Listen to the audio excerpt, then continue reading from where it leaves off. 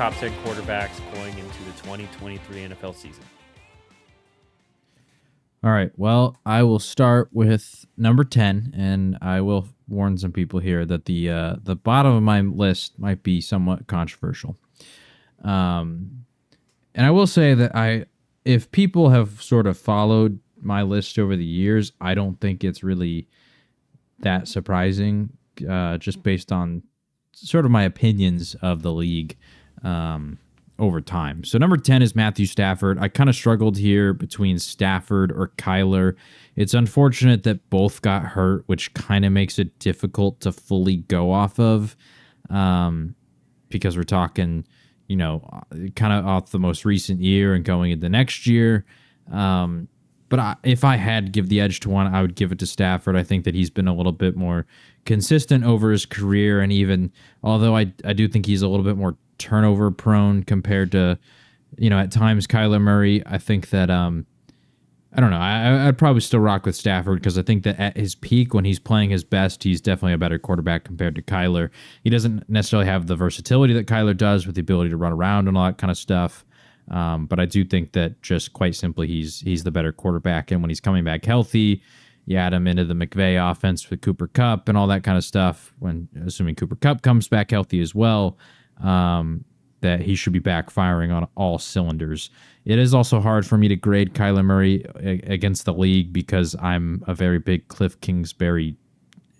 I guess I'll just say I'm a hater at this point, to be honest. I have never really believed in him, and I think that he kind of proved me right at some points throughout his career so far. Now he's back in college. So, yeah, it is what it is. He's back in college, right? He's at USC now? I'm not tripping. He didn't go anywhere in the NFL. Actually, I think he's like kind of just waiting. I don't think he's doing it. I think he's just chilling. Like, literally, I'll double check.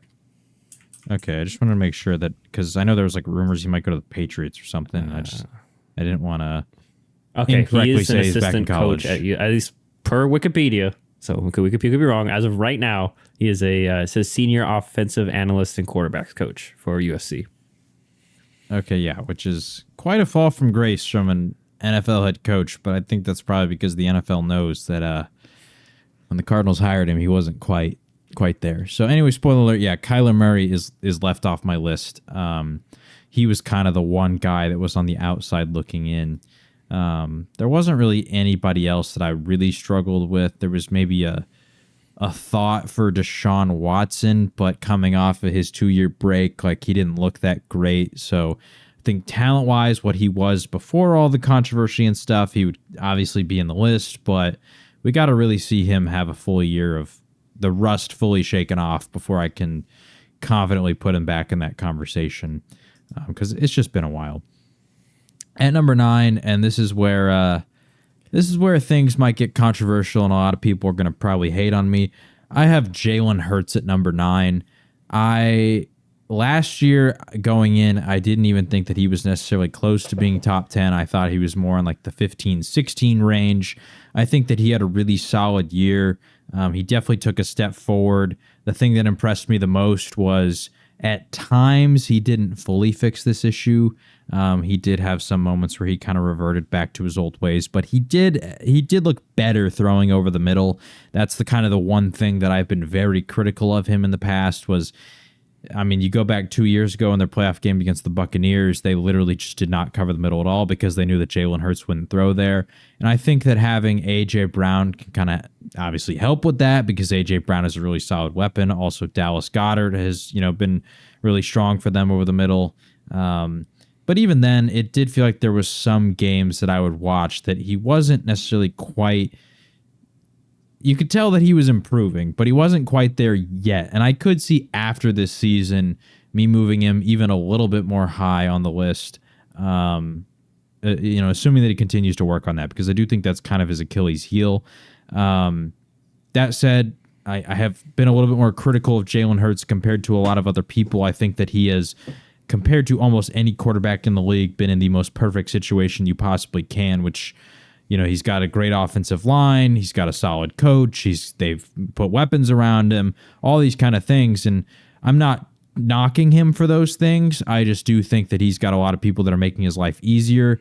And I think that they cover up some of the weaknesses that I have seen in terms of his throwing. I do think that once again he's getting better at it, but his strengths have always been like he's good at throwing the deep ball and he's good at running, right? And those things have not changed. It's just some of the intermediate throws, the short stuff. There were just certain games that I wasn't fully sold on Jalen Hurts as a quarterback. And so yeah, fair warning that I fully expect people to completely disagree with me with him being at 9. I would say, at best, I would move him up to 8. Like, say what you want. I know that some people are going to call me biased on the next one. But number 8, I have Dak Prescott. I do think that he had a little bit of a down year compared to previous years. Like he did have a lot of interceptions. And I do think that there was quite a bit of times that I was disappointed in Dak compared to some of the previous times. That said, he also, and this is something that the Dak, the media don't really want to hear, but he led the league in interceptions that were not graded as turnover-worthy plays. That's according to PFF. I know that some people disagree with the way that PFF grades things, but you can just go back and watch the film. I think back to the Titans game. He had a throw to Peyton Hendershot where Peyton Hendershot did not have a single person within 8 yards. Peyton Hendershot bobbles it 3 times, and a guy finally comes in and intercepts it off of the third bobble. That's not Dak's fault, right? Like, that's Peyton Hendershot's fault, but it gets called an interception. I think back to the Jaguars game. I was just thinking about that game. Was it Rashawn Jenkins in overtime? Yep, they're driving to potentially win the game in overtime, and he throws it to Noah Brown. It hits off of Noah Brown's hands, and Rashawn Jenkins picks it off, takes it to the house, and the Jaguars win the game. Dak Prescott gets the blame for that, and everybody talks about, once again, the interceptions, but that's a Noah Brown thing. It literally hit off of his hands. So you can go back and watch the film, and I think I had it at 8. Oh, hold on. I don't want to misquote this. I had this written down somewhere, so let me pull this up. Because I wanted to make sure that I was correct on this. Okay, I had it at 7 of his interceptions, which he threw 15 on the year. 7 is about half. I had 7 of his interceptions being blamed on somebody else, whether that's the player bobbling it. I know there was another one early in the year when we played the Buccaneers. I believe it was week 1 where CeeDee Lamb, it was a tight throw. So I would give maybe some of the blame on Dak for how tight of a throw it was, but CeeDee Lamb just straight up dropped the ball and it gets intercepted once again. So there's a lot of throws like that I do think Dak was getting a bit of unfair critique for. That said, I still think that Dak is in the borderline top 10. Like I said, I can hear the argument for Jalen Hurts being above him, considering the years that they did have. And I do think that Jalen Hurts' ability to run compared to Dak's ever since the injury gives him a pretty massive edge in that regard. But for me, he's at number 8. At number 7, I got Lamar Jackson, former MVP. I think that, to me, the number 7 is where, like, between 7 and 8 is where I kind of have a gap. I think that, like, the top 7 for me didn't feel like there was much question, at least in my mind, to where Dak, Hurts, Stafford, Kyler, Kirk Cousins, some of those kind of guys, I'm willing to hear arguments on them being moved around interchangeably. To where the top 7 for me felt like, all right, these are my 7. At number 7, like I said, Lamar Jackson, former MVP. They got rid of Marquise Hollywood Brown the previous year, which I thought was kind of a shot to Lamar and his ability to perform. But I think that he still looked pretty solid throughout the season. He was dealing with the contract stuff, and didn't he deal with injuries quite a bit last year too? Yeah, Huntley had to come in for half of the season or something. Yes. So, it's tough to fully judge him off of last season. Yeah, he only played 12 games, but he still had a really solid year. He was still on pace to have a pretty similar season to the, some of the years he had prior. So yeah, Lamar, the best dual threat QB in the league. When it comes to his running ability, he is, best dual threat. I guess it depends on how you judge like Josh Allen and some of those guys, but in terms of like maybe the older definition of it, like Lamar is the best running quarterback in the league, second to none. Like he's insane when it comes to rushing. And then in passing, I do think that he's actually continuously improved over the years and has looked really solid. I also want to mention, because I know the Ravens, I can't remember what their record was when they finished, but under Lamar being the healthy quarterback last year, they were 8-4. So they were looking really strong when Lamar was healthy. And then unfortunately, he does get And they hurt, went 10 and the end of and the season 7, happens. and so I think the year. Okay, so yeah, they go 2-3 when he wasn't there, which is a pretty stark contrast from them winning, 66% of their games while he was there. So him being healthy, they very likely could have maybe even had a 12-win season, and that would have been, really solid for them going to the playoffs. And I don't know, it'll be interesting to see how he goes in this next year, because I know you and I both love the addition of Zay Flowers. I think he's a really dynamic weapon. Rashad Bateman has been dealing with injuries throughout his career. He should be potentially coming back healthy this year. Finally, Mark Andrews was dealing with injuries at the end of last year. J.K. Dobbins has dealt with injuries. Ronnie Stanley has been dealing with injuries. So there's just a lot of There's just a lot of people around him that have been hurt, that if this year the whole offense can be healthy, I think Lamar can get back to his elite ways that he had only like 3-4 years ago. So Lamar is my number 7. At number 6, I have Aaron Rodgers. He didn't have the greatest of seasons last year, but I couldn't leave him out of the list just because we're only 2 years removed from him coming off back-to-back MVP years. He lost Devontae Adams. The offensive line has dealt with injuries in Green Bay throughout the years. They lost Hackett, who was their offensive coordinator, and however you feel about that, can vary, because obviously people maybe have soured on him since his days, what happened in Denver. But I still had to I don't know, maybe it's out of respect, maybe it's out of, and you know me when it comes to these lists. I'm usually kind of late to the party when it comes to certain positions. I'm also usually the person that's going to give, like I did it with DeAndre Hopkins for a long time, where he was still at the top of the list despite, some of the production dipping a little bit. Because I'm just very much like I gotta see consistency. That's part of the reason, and I don't think I really mentioned this, of Jalen Hurts down at 9. Like he's only really had last year where he was truly dominant, right? And so I gotta see more for me to really buy into the product, which is going to be funny for the guy who's going to be at number 5. But regardless, I have Aaron Rodgers at 6. I think that the Jets overall are going to be a better situation than it was Green Bay last year. I do worry a little bit about the offensive line, but I love Breece Hall. I love Garrett Wilson. I love just a lot of the options they have over there for weapons, and I'm really excited to see Aaron Rodgers in that offense.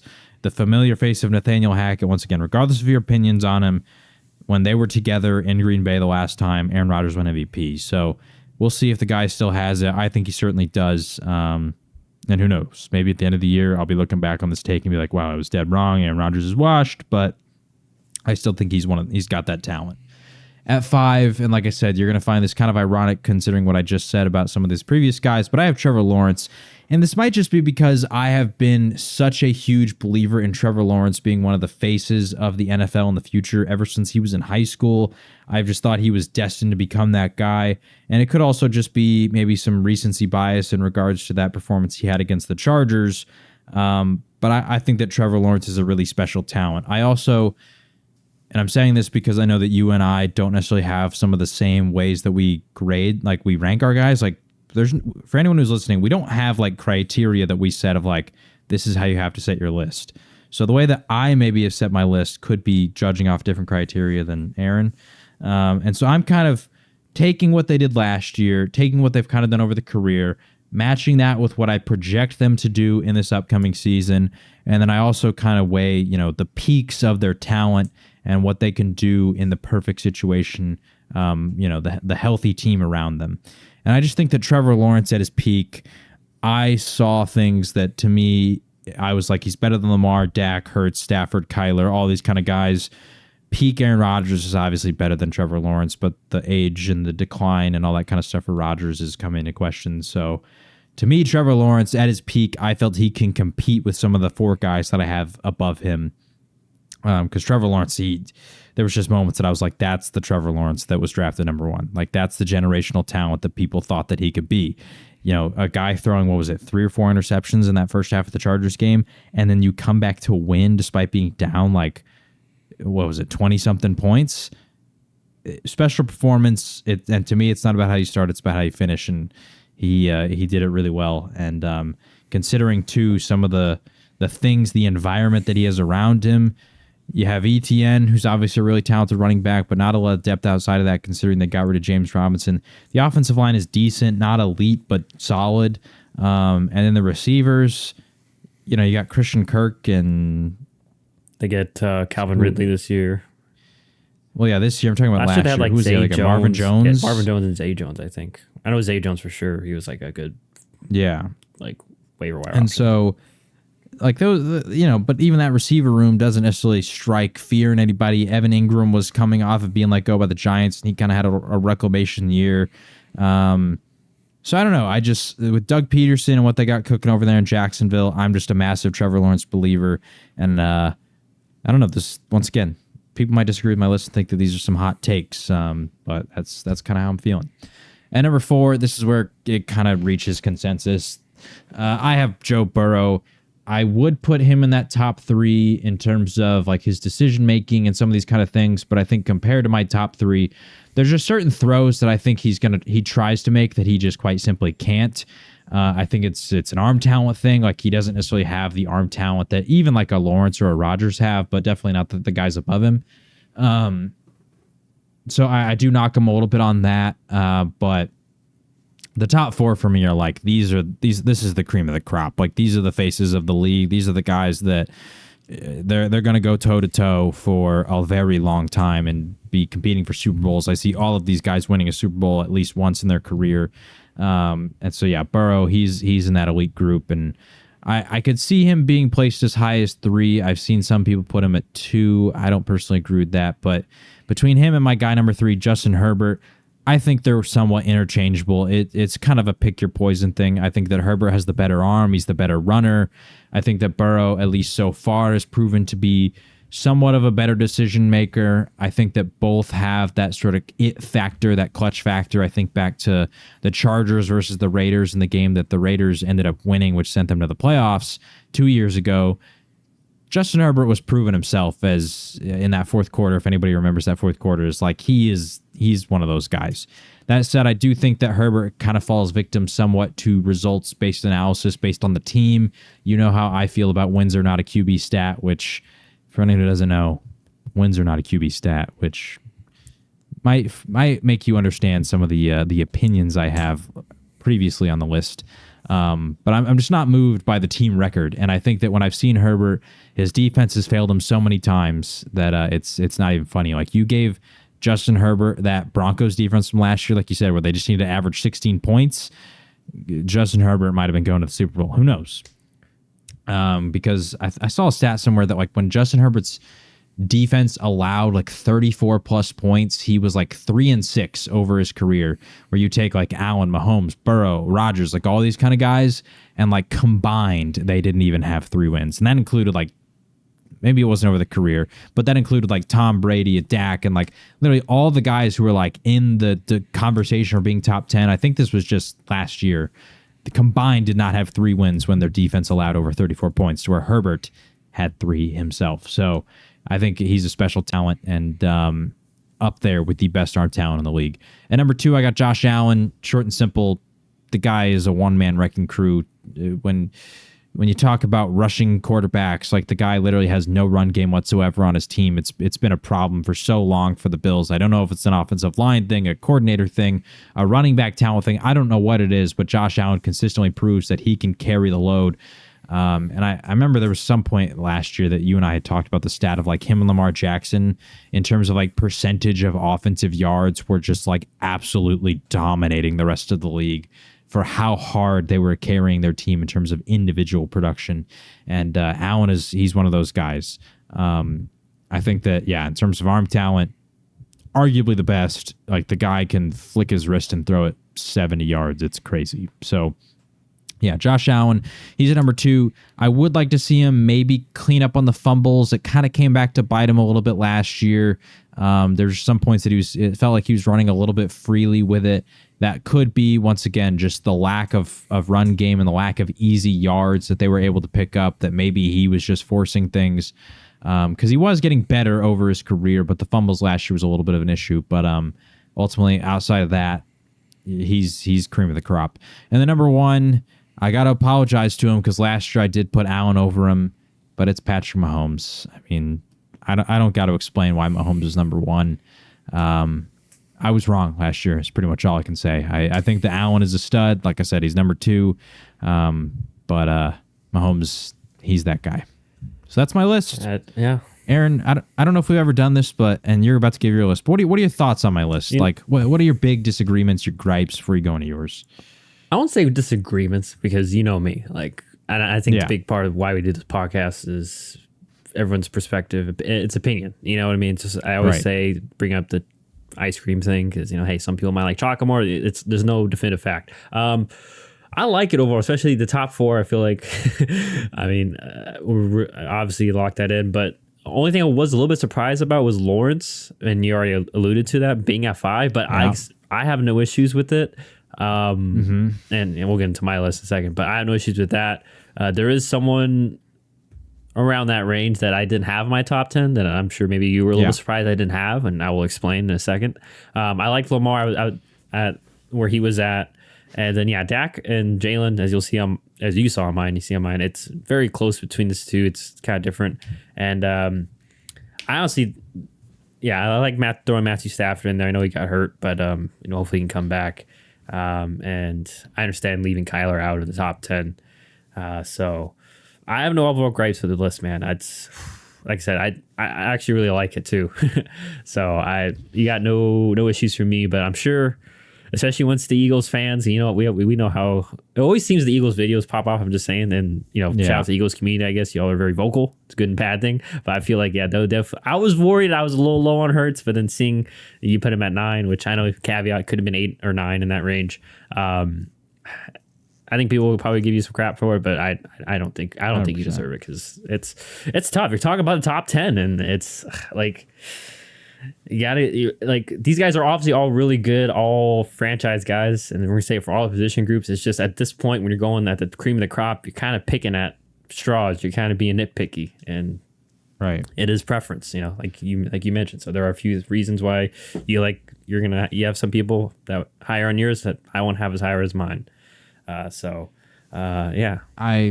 100% believe that if any Eagles fans do see the comments, they're going to completely erase my opinions on the matter just because I got a Cowboys football in the back. Yeah. But I don't really care. Yeah, I mean, I don't do it for Eagles fans. I know that they probably are going to put him in the top 4, which I think is ridiculous.